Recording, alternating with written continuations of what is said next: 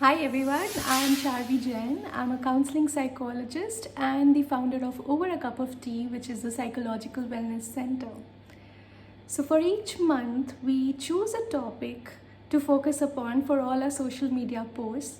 And for this month, which is December 2020, we thought nothing could wrap up this year better than the theme of letting go.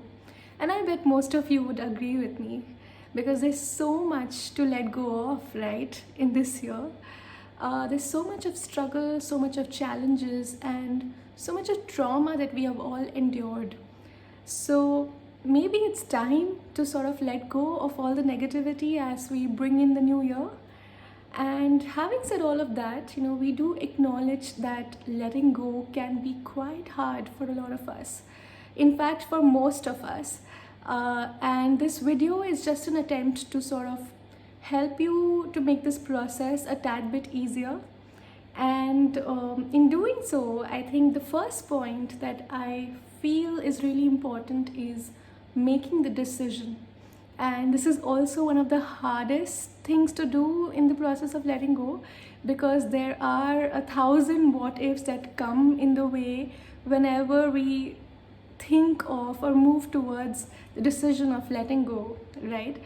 And I think there are certain techniques that can help us. And for me personally, what really helps is setting a time limit. So, for example, telling ourselves that, if I'm still unhappy in 6 weeks, then I'm definitely letting go. Or even having a condition that if this happens to me once again, then I am going to let go for sure. There are also certain questions that might help you to make this decision stronger. So, questions such as is this making me more happy, or am I being more sad most of the time? Or is this person or this thing giving me what I really need? Is it making me happy? What do I get by staying in? Am I doing it for myself or am I doing it for the other person? I think these are quite reflective questions, and I just feel that it just can make things a little more clearer and a little more crisp. And now moving on to my second point, and my second point is keeping a check on the thought process that letting go is something wrong.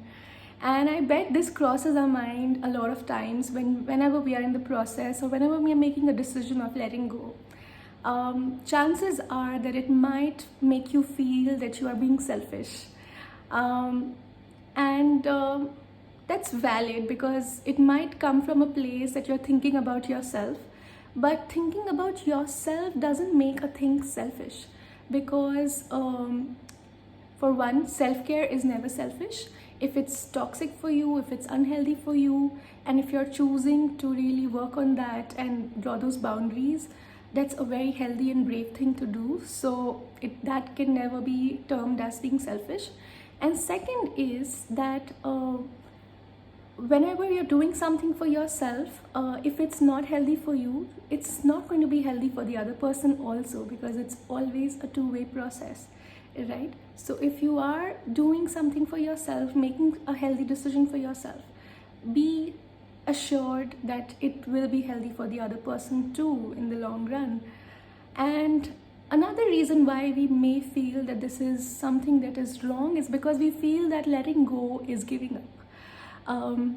But there is a small difference between letting go and giving up. Giving up comes from a place of I can't, but letting go comes from a place of I won't.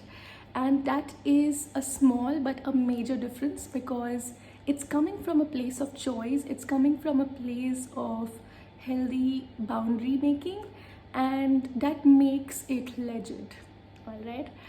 And now coming to the third point, and this is mainly a reflective. So, thinking about what's holding you back from letting go.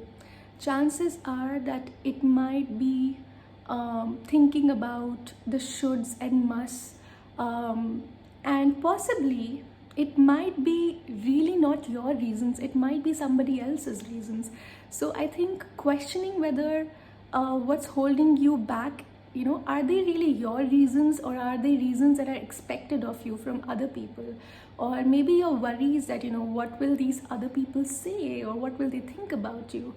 And I think if when you recognize that these are actually not your reasons, they are somebody else's reasons, then that makes it even more important that you don't give heed to those reasons, because it is your life at the end of the day. And if you are going to live by what other people expect of you, then chances are that you will go on to hold a lot of resentment for yourself or your life or these other people, and that's definitely going to turn you into a bitter person in the long run. And now my last and final point is telling you that it's okay for things to go wrong, or for things to be messy for a while, because there is no magic potion that can take away all the pain associated with letting go.